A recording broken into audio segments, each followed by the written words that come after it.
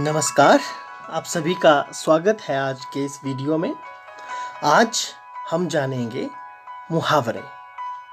दैनिक जीवन व परीक्षाओं में उपयोगी मुहावरों के ऊपर आज हम चर्चा करेंगे। हम जानेंगे मुहावरा किसे कहते हैं और सभी कक्षाओं के लिए ये वीडियो महत्वपूर्ण है। हर उस बच्चे के लिए जो प्रतियोगी परीक्षाओं की तैयारी कर रहा है उसके लिए ये वीडियो महत्वपूर्ण है। इस वीडियो में हम मुहावरों को रटना नहीं बल्कि समझना सिखाएंगे।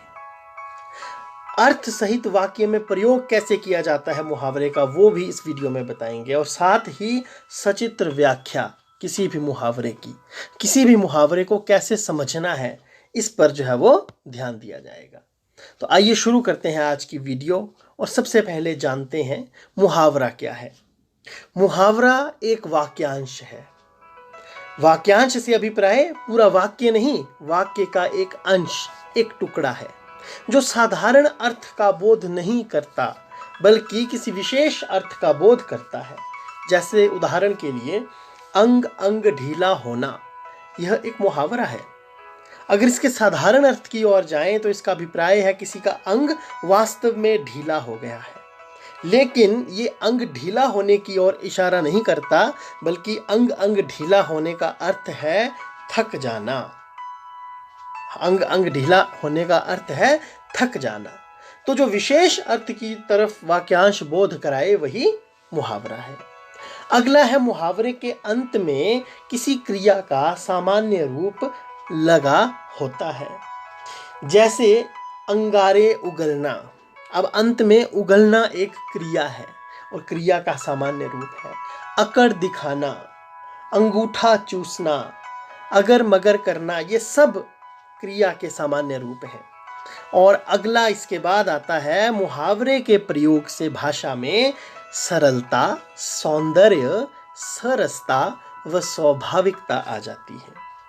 अक्सर जब हम बोलते या लिखते समय मुहावरों का प्रयोग करते हैं तो भाषा के सौंदर्य में बहुत ज़्यादा वृद्धि जो है वो हो जाती है। ये थे मुहावरे का अर्थ, मुहावरे की कुछ विशेषताएं और क्यों इसका उपयोग ज़रूरी है। अब 10 महत्वपूर्ण मुहावरे जो आज की वीडियो में हम आपके लिए लेकर आए हैं। सबसे पहला है अंधे की लकड़ी। अंधे की लकड़ी और इसका अर्थ है, बच्चों ध्यान से समझना, आपने अक्सर अगर किसी अंधे व्यक्ति को देखा होगा तो जब भी वह बाजार में चलते हैं या कहीं अकेले में चल रहे होते हैं तो उनके पास एक लकड़ी या एक छड़ी रहती है। क्या आपने सोचा है कि वो छड़ी उनके पास क्यों होती है? वो छड़ी इसलिए होती है क्योंकि वो छड़ी उनका सहारा होती है। उस छड़ी से उन्हें चलने में सहायता मिलती है, ठोकर ना लगे इसमें सहायता मिलती है। वो रास्ता उस छड़ी की सहायता से ही महसूस कर पाते हैं। यानी अनेकों कार्य ऐसे समय में जब वो व्यक्ति अकेला हो उस छड़ी की सहायता से हो सकता है। ऐसे में वो छड़ी उस समय उस व्यक्ति का एकमात्र सहारा होती है। इसीलिए जब इसका वाक्य में प्रयोग करते हैं तो कैसे करेंगे? बच्चे बुढ़ापे में माता पिता की अंधे की लकड़ी होते हैं। जब माता पिता जवान होते हैं वे अपना कार्य स्वयं कर सकते हैं, लेकिन जब वो बुढ़ापे की ओर अग्रसर होते हैं कहीं ना कहीं वो बच्चों पर निर्भर हो जाते हैं, बच्चों को उनकी सेवा करनी पड़ती है। ऐसे में बच्चे जो हैं वो अंधे की लकड़ी यानी एकमात्र सहारा बन जाते हैं अपने माता पिता का। तो ये समझने वाली बात है बच्चों, हर मुहावरे को समझना है। अंधे की लकड़ी एकमात्र सहारा, क्योंकि अंधे की लकड़ी जो है वो किसी भी अंधे के लिए एकमात्र सहारा रहती है। दूसरा है अंगूठा दिखाना। अब देखिए अंगूठा दिखाने का मतलब वैसे तो कुछ और हुआ, हमने किसी को अपना अंगूठा दिखा दिया, ये देखिए अंगूठा, लेकिन मुहावरे में इसका जो अर्थ है वो विशेष है। वो कैसे? जैसे कि जब हम किसी से कुछ मांगें और वो हमें वो चीज़ देने से साफ इनकार कर दे, वो हमें अंगूठा दिखाता है प्रतीकात्मक रूप में। और अंगूठा दिखाने का अभिप्राय क्या रहता है? साफ साफ इनकार कर देना। तो इसको आप कैसे प्रयोग करेंगे? जैसे मैंने राहुल से पेंसिल मांगी तो वह अंगूठा दिखाने लगा। बच्चों इसी प्रकार से तीसरा मुहावरा है अपना उल्लू सीधा करना। मतलब इसका अर्थ क्या हुआ? अपना मतलब निकालना, अपना काम करना। आप तस्वीर में देख पा रहे हैं, दो बच्चे हैं, दोनों में से एक बच्चा प्लेट चम्मच लेकर के खड़ा है कि उसको दूसरा जो बच्चा है वो केक ला करके देगा, लेकिन वो दूसरे को देने की बजाय स्वयं खाए जा रहा है।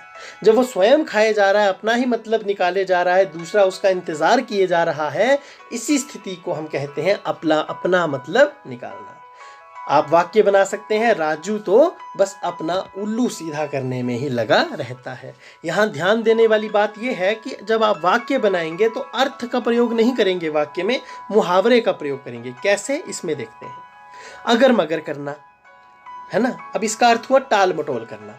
जैसे मान लीजिए मैं आपसे कुछ मांगूं और आप, या मान लीजिए आपने मुझसे कुछ झूठ बोला हो, और जब आपका झूठ सामने आ जाए तो आप क्या कहेंगे? नहीं नहीं मैंने नहीं किया, मगर नहीं मगर, मतलब वो जब वो बच्चा नहीं हाँ या अगर मगर करने लगता है तो उसे कहते हैं टाल मटोल करना, ठीक है, अपने झुंझला जाना। तो इसी प्रकार से आप देख सकते हैं, अब हम वाक्य में जब प्रयोग कर रहे हैं तो हमने लिखा झूठे का झूठ सामने आया तो वह अगर मगर करने लगा। हमने मुहावरे का प्रयोग किया, अर्थ का प्रयोग नहीं किया। अगला है आंखों का तारा। आंखों का तारा कौन होता है? जो बहुत प्यारा हो, जिसे हम अपनी आंखों में बसा कर रखें। जैसे बच्चे माता पिता की आंखों का तारा होते हैं, बच्चे माता पिता की आंखों का तारा होते हैं। अगला है ईंट से ईंट बजाना, नष्ट कर देना। जब कोई हम पर हमला करे तो ईंट से हमला करे तो हम भी ईंट से ईंट, वो भी ईंट मारेंगे, हम भी ईंट मारेंगे, तो वो जो स्थिति होगी नष्ट करने की, उसे कहते हैं ईंट से ईंट बजाना। जैसे भारत के सैनिकों ने दुश्मनों की ईंट से ईंट बजा दी। दुश्मनों ने हमला किया और भारत के सैनिकों ने जवाबी हमला करते हुए उनकी ईंट से ईंट बजा दी। अगला है ईद का चांद होना। आपको पता है ईद, जो चांद वाली ईद है वो पूरे साल में एक बार आती है। वैसे तो चांद रोज निकलता है, लेकिन जो ईद का चांद होता है वो साल में एक ही बार निकलता है। तो ऐसे में ईद का चांद होना यानी जो बहुत दिनों बाद कोई चीज़ हो तो बहुत दिनों बाद दिखाई दे, है ना। तो इसीलिए इसका अर्थ क्या हुआ? बहुत दिनों बाद दिखाई देना। अब वाक्य में प्रयोग करेंगे, जैसे बेटा तुम तो ईद का चांद हो गए हो, आजकल कहाँ रहते हो। यानी वो दिखाई नहीं देता, बहुत दिनों बाद जब कोई दिखाई दे तो उसे हम कह सकते हैं कि तुम ईद का चांद हो गए हो। अगला है कान पर जूं ना रेंगना, कोई असर ना होना।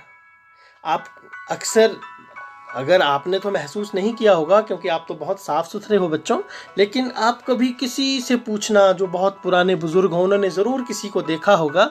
जब पहले थोड़ा बहुत हमारे देश में सफाई पर ज़्यादा ध्यान नहीं रहता था, उस समय हमारे सर में जुएँ भी होती थी, हमारे मतलब इंसानों के सर में। वो बहुत छोटी चीज़ होती है, बहुत छोटा जीव होता है जूं, ठीक है। अब जूं जो होती है वो जब कान पर चलती है तो पता भी नहीं चलता, इतनी धीमी होती है, इतनी हल्की होती है, पता ही नहीं चलता। तो उसी प्रकार से कोई असर ना होना, जूं चल रही है कान पर, पता ही नहीं चलेगा कि जूं भी चली हुई है। तो माता पिता के कहने से तो उसके कान पर जूं तक नहीं रेंगती। कहने का मतलब क्या हुआ कि माता पिता के कहने पर वो तो कोई बात मानता ही नहीं, उसको ऊपर उस चीज़ का कोई असर नहीं होता। तो इस प्रकार इस मुहावरे का असर का अर्थ क्या हुआ? कान पर जूं ना रेंगना, कोई असर ना होना। अगला है कमर कसना। हम अक्सर जब किसी काम के लिए जाते हैं तो तैयार होते हैं ना, उसी को कमर कसना कहते हैं। मतलब बिल्कुल अच्छे से हम सबसे पहले पैंट डालते हैं, फिर बेल्ट से अपनी कमर कसते हैं, उसके बाद सब कुछ बिल्कुल जूते वगैरह डाल के हम निकलते हैं, है ना बच्चों। और युद्ध में जाने से पहले भी क्या करते थे, जो सैनिक योद्धा होते हैं वो अपनी कमर में गोला बारूद, तलवारें, हथियार इत्यादि डालकर कमर कस लेते हैं ताकि वो गिरे ना। तो कमर कसना यानी तैयार होना। जैसे रेस के लिए आप तैयार होते हैं, किसी भी चीज़ के लिए, आप स्कूल जाने के लिए आप बस्ता डालते हैं, मतलब आपने क्या किया, आप स्कूल जाने के लिए आपने कमर कस ली, आप तैयार हो गए। ठीक है बच्चों। अब अगला है, अंतिम जो आज का मुहावरा है वो है कलम तोड़ना। बच्चों वैसे तो इस मुहावरे का अर्थ लगता है किसी ने कलम को तोड़ दिया, लेकिन विशेष रूप में इसका अर्थ अलग है। जैसे इसका अर्थ है बहुत सुंदर लिखना। देखिए, आप देख रहे हैं आपके सामने कितना सुंदर लिखावट में लिखा हुआ है। इसीलिए कहते भी हैं, मैंने जो वाक्य बनाया है वो क्या है, कहते हैं भले ही थोड़ा लिखो पर लिखो ऐसा कि कलम टूट जाए, है कि बहुत सुंदर हो, जिसको देखकर सभी की आंखें लग जाएं, सभी कहें वाह क्या बात है। तो बच्चों, आज के लिए अलविदा, फिर मिलेंगे कल एक नई वीडियो के साथ। चैनल को सब्सक्राइब नहीं किया है तो जाते जाते सब्सक्राइब कर लें, वीडियो को लाइक कर दें और अपने दोस्तों के साथ शेयर कर दें ताकि वो भी मुहावरे सीख सकें। बहुत बहुत धन्यवाद। जय हिंद।